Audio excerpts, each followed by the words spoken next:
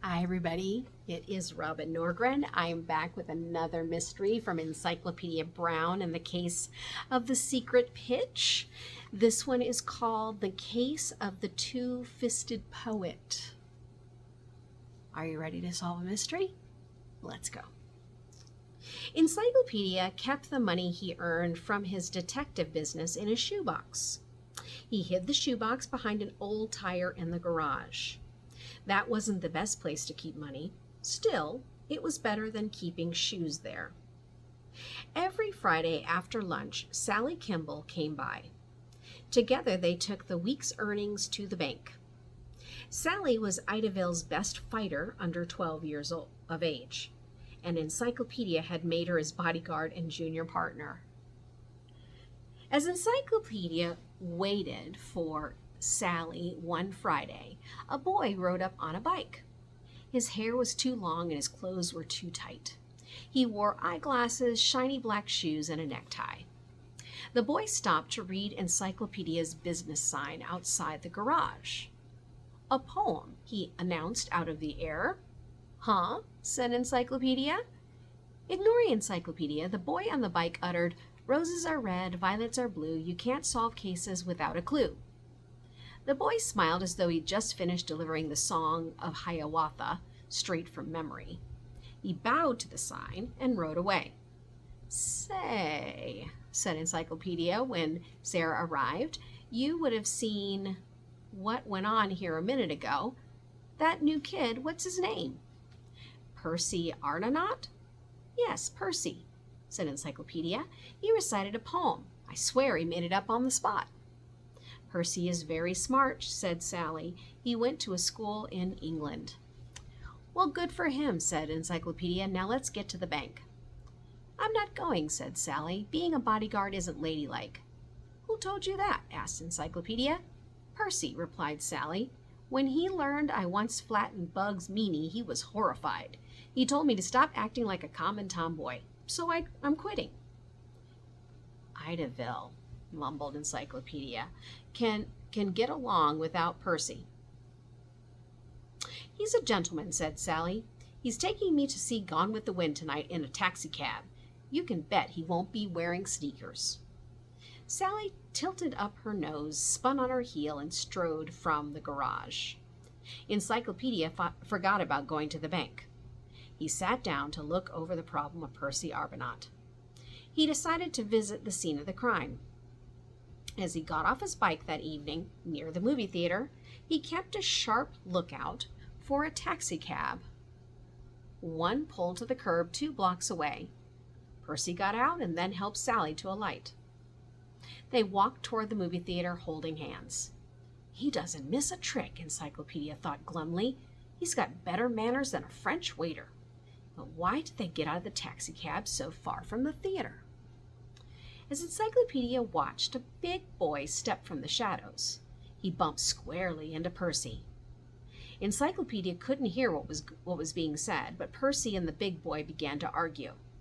The big boy was about 16, broad, and a head taller than Percy. Encyclopedia hurried over to stop a possible murder. As he got close, he heard Percy declare, "My dear chap, unless you take back what you have just said, I shall be forced to box your ears." "Listen to the canary, kid, will ya?" jeered the big boy. "Tut, tut," said Percy. Calmly, he took off his eyeglasses and placed them in the breast pocket of his blue suit coat. "A poem," he announced, and forthwith he launched into, "You call me names, my strength you doubt, so pardon me while I knock you out."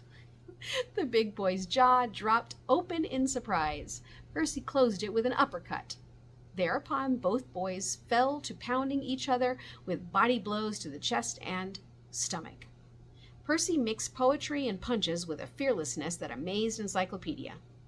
After the second poem and the umpteenth punch, the big boy had enough. He took to his heels. Triumphantly, Percy put on his eyeglasses and combed his hair. Sally gazed at him with shining eyes till Encyclopedia whispered in her ear. The look in Sally's eyes changed from hero worship to anger. "Percy, you phony!" she cried. "You fixed that fight. It wasn't a real fight at all." "How dare you say such a thing?" retorted Percy, sniffing. "Upon my honor, if you were a boy, I'd bash you good and proper." "Forget I'm a girl," snapped Sally. She reached out, gave his nose a twist. That did it. Percy lost his temper. He snorted free, whipped off his eyeglasses, and struck a fighting pose. "You asked for this," he bawled. The fight was short and sweet. Percy had no chance to slip in any poetry licks. He spent his time going down and getting up. At last, Sally put him down for keeps. "Phony," she said, and marched off in a swirl of skirt. Percy lay on the sidewalk with his eyes closed, and for a long time he did not move. Encyclopedia grew worried. "Percy, say something," he begged. "Is she gone?" said Percy. "Yes," Encyclopedia assured him. "You're safe." Percy opened one eye. "A poem," he moaned. "What was the mistake I made tonight?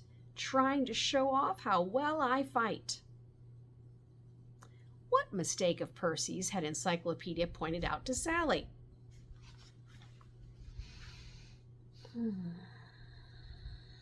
What mistake did he point out? Could it be something he said in a poem?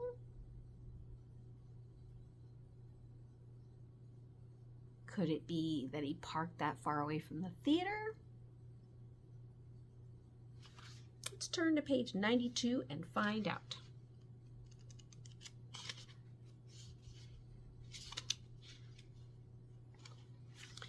All right, here it is. Let's see if you were correct. Let's see if I was correct. Before the fight, Percy had placed his eyeglasses in the breast pocket of his suit coat.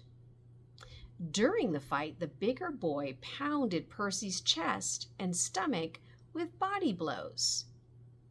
Yet after the fight, Percy had to put on his eyeglasses again.